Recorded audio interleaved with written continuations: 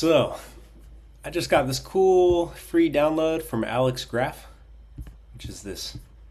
How many licks are there? 67 licks. I've been following this guy. He's great musician, awesome teacher, and he's got these awesome library of bluegrass guitar licks. So I'm always learning more. Despite being a teacher myself, I still am always trying to learn something new from somebody else, and this guy's great. So highly recommend checking out Alex, downloading this 67 licks for bluegrass guitar. He's offering it free. I think you can get it on his website or Facebook page and other places. So I wanted to show how I approach this type of learning. I'm not like a shredder like Alex is, but with a little practice I can definitely shred on some of these licks. And I'm going to show you how I do it. We'll go straight to lick 18, the Billy. So the first thing I'd recommend doing, especially if you're more a novice beginner, is to start slow. Nice and slow and even so you can get the movement, right? So this lick 18, probably play something like, now I'm kind of reading this. It's like a down, up, down, up. That's my bass pattern, is down, up, down, up, down, up, down, up for these eighth note patterns, right? And generally when I see something like this, lick 18, I am going to match finger numbers with fret numbers. Not always, but let's see how it goes. So I'm going to start super slow.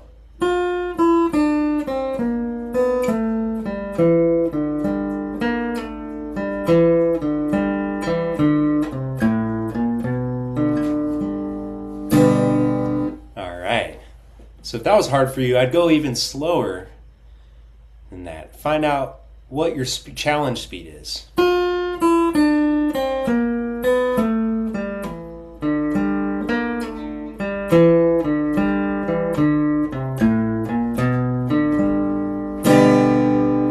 It's a lick over G.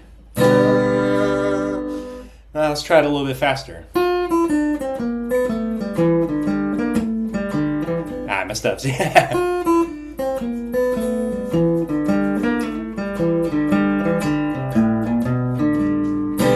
Now my goal is to play it smoothly and evenly because I want to incorporate it into muscle memory. And the right way to do that is not just blazing through it.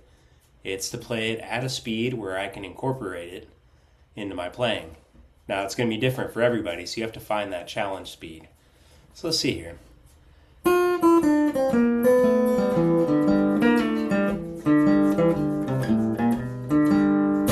Now the only challenge part here where you have to think a little differently is this: there's a slide here in the second bar. So you're not picking this down note here. So there's two ups in a row that you're picking, but you can kind of think, follow the downbeat, downbeat, downstroke, and you should be in good shape. And you end up, kind of works itself out.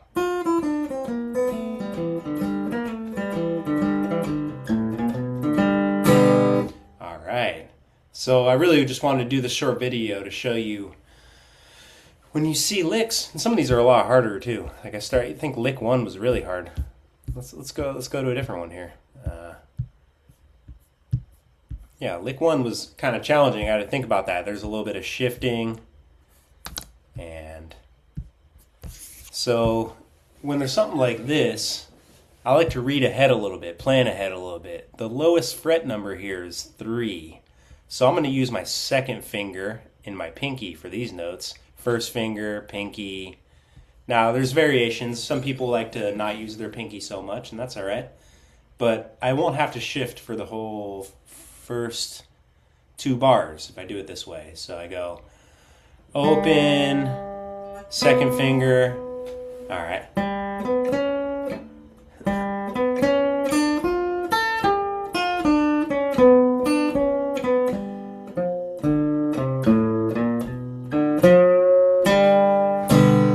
Nice little bend at the end.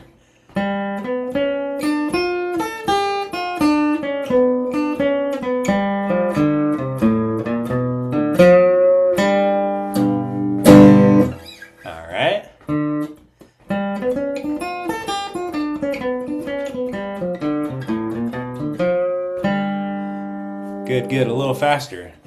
Now the challenge with this lick, it's all pretty smooth, once you get the fingering right and find some way that works for you, there is a one spot where you have to go a little farther. You play it slow. Down, up, down, up. Down, up, down, up, down, up, down, up, down, up, down, up, down. There's a few places where you end up having to travel a bit for the up.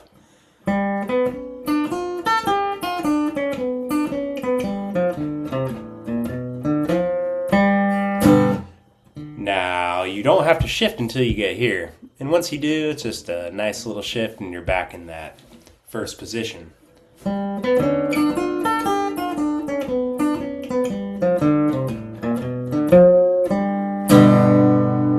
Heard you, Alex isn't paying me or anything. I just messaged him, asked him, hey, can I do a little tutorial with this cool little book of licks that you got?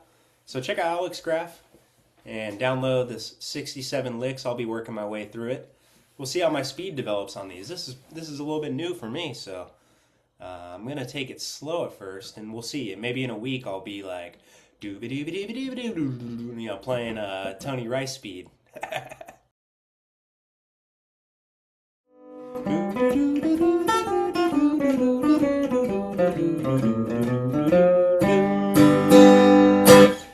Now, there was some neuroscience study that came out not too long ago, I think, and it showed that you actually learn faster if you play something a bit and then you stop playing it and you just let your mind rest. If I come back to this later, after playing it 4 times, 8 times, whatever, maybe even 4 times, and I play it later, I'm going to have gotten better just from resting. Whereas if I played it 127 times through, I'm not sure, maybe I would progress better with 127, but the idea is take a little break, and you don't have to do anything for this. That's the best part of this type of learning, is it's like sleep, when you learn something in your sleep or incorporate something from your day. There's lots of studies showing that. So that's a cool little point there. And I think that's it. Have fun.